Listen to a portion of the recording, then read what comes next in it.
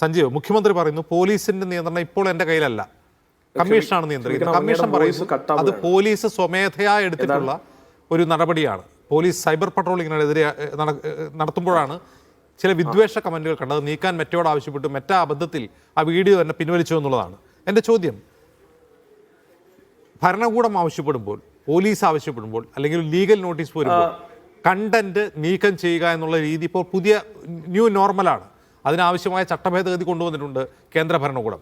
Digital റൈറ്റ്സിനെ കുറിച്ച് സ്വന്തം പ്രകടന പത്രികയിൽ പറയുന്ന CPM പോലൊരു പാർട്ടിക്ക് മെറ്റ ഇങ്ങനെ ചെയ്യുമ്പോൾ, അല്ലെങ്കിൽ പോലീസ് ഇങ്ങനെ ഒരു നിർദ്ദേശം കൊടുക്കുമ്പോൾ അത് ജനാധിപത്യ വിരുദ്ധമാണ്, അത് പ്രതിപക്ഷ നേതാവിനെതിരെ ആണെങ്കിൽ പോലും ശരിയല്ല എന്നല്ലേ മുഖ്യമന്ത്രി പറയേണ്ടത്?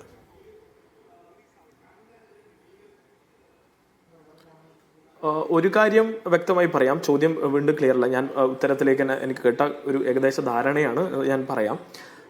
ഇവിടെ നമ്മൾക്ക് മനസ്സിലാക്കാൻ കഴിഞ്ഞൊരു കാര്യം, VD സതീശന്റെ വീഡിയോ പിൻവലിക്കരുത് എന്ന രാഷ്ട്രീയപരമായ നിലപാടുള്ള മുന്നണിയാണ് ഞങ്ങളുടേത്.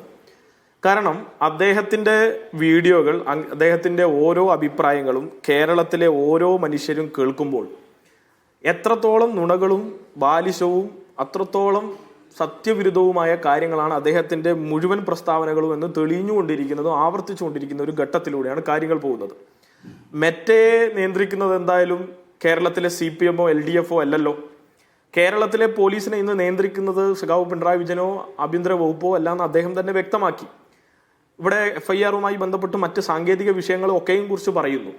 ഞങ്ങൾക്ക് നിർബന്ധമായും അഭിപ്രായമുണ്ട്, ആ വീഡിയോ തിരികെ വരണം, രാഷ്ട്രീയപരമായി ആ വീഡിയോ ഉൾപ്പെടെ തിരികെ വരണം. ഒരു കാരണവശാലും ഒരു പൗരന്റെ അഭിപ്രായങ്ങളൊന്നും റദ്ദ് ചെയ്യാൻ ആർക്കും അവകാശമില്ല. പക്ഷെ യഥാർത്ഥത്തിലെ വിഷയം എന്താണ് ഇവിടെ നമുക്ക് കാണാൻ കഴിയേണ്ടത്?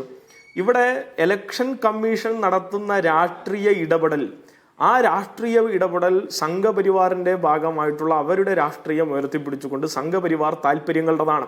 ഇവിടെ ഇപ്പോൾ വസന്ത് സിറിയക്ക് ഉൾപ്പെടെയുള്ള UDF-ന്റെ പ്രതിനിധി സംഘപരിവാറിന്റെ വഴിയിലൂടെ വന്ന് വീണ്ടും LDF-ലേക്ക് വെക്കുന്ന കണ്ടു. ഇടതുപക്ഷം കേരളത്തിൽ സംഘപരിവാറിനെ പ്രതിരോധിച്ചതുപോലെ മറ്റാരെങ്കിലും പ്രതിരോധിച്ചിട്ടുണ്ടോ എന്ന ചോദ്യം ജനങ്ങളോട് ചോദിച്ചാൽ തന്നെ അതിന് ഉത്തരം കിട്ടും. അതിന്റെ ഉത്തരവും കേരളത്തിന്റെ തെരഞ്ഞെടുപ്പ് തരാൻ വേണ്ടി പോവുകയാണ്. വസന്ത് സിറിയക്ക് ഉൾപ്പെടെയുള്ളവർ ഏറ്റുവാങ്ങി വീട്ടിലിരിക്കേണ്ടി വരും. വീണ്ടും മൂന്നാമത് കേരളത്തിന്റെ തെരഞ്ഞെടുപ്പ് ചരിത്രത്തിലേക്ക് വീണ്ടും LDF അധികാരത്തിൽ വരുമ്പോൾ ഒരു കാര്യം പറയാം, ഈ കത്തയച്ചതുമായി ബന്ധപ്പെട്ട് ഇപ്പോഴാണല്ലോ UDF-ന്റെ പ്രതിനിധി സംസാരിക്കുന്നത്. ആ കത്തയച്ച ഘട്ടത്തിൽ തന്നെ ഈ BJP-യുടെ സീലോടുകൂടി രാഷ്ട്രീയ പാർട്ടികൾക്ക് കത്തയച്ച ഘട്ടത്തിൽ തന്നെ ഡിസന്റ് രേഖപ്പെടുത്തി തെരഞ്ഞെടുപ്പ് കമ്മീഷന്റെ അഭിപ്രായങ്ങൾ, പ്രത്യേകിച്ച് അതിന്റെ സുതാര്യത നിലനിർത്തണമെന്ന് ആവശ്യപ്പെട്ട് മുന്നോട്ട് വന്നത് കേരളത്തിൽ CPM മാത്രമാണ്. അതിനെതിരെ പ്രതിഷേധങ്ങൾ സംഘടിപ്പിച്ചത് CPM മാത്രമാണ് അഭിപ്രായവുമായി മുന്നോട്ട് വന്നത്. എവിടെ പോയിരുന്നു UDF? എവിടെ പോയിരുന്നു ഈ നിമിഷം വരെയും UDF? ഇപ്പൊ ഇന്നിപ്പോ VD സതീശന്റെ വീഡിയോ പോയതുമായി ബന്ധപ്പെട്ടാണ് ഇവരുടെ പ്രശ്നങ്ങളൊക്കെയും. ഞങ്ങളുടെ അഭിപ്രായം ആ വീഡിയോ ഉടനടി തിരിച്ചു വരണം എന്നാണ്. ഞങ്ങളുടെ ഒരു പേജ് ഉണ്ടല്ലോ, ആ പേജിനെ ഇപ്പം മൂന്നാമതും പൂട്ടിച്ചല്ലോ ഇവര്, നല്ലോണം പൊള്ളുന്നുണ്ടല്ലോ. ആ പേജ് നാലാമതും വരുന്നതിനെക്കാട്ടും സുഖമാണ് ഇവർ ഈ പറഞ്ഞതുപോലെ അദ്ദേഹത്തിന്റെ ഇന്റർവ്യൂ വന്നാൽ ഞങ്ങളുടെ പണി അത്രയും കുറയും.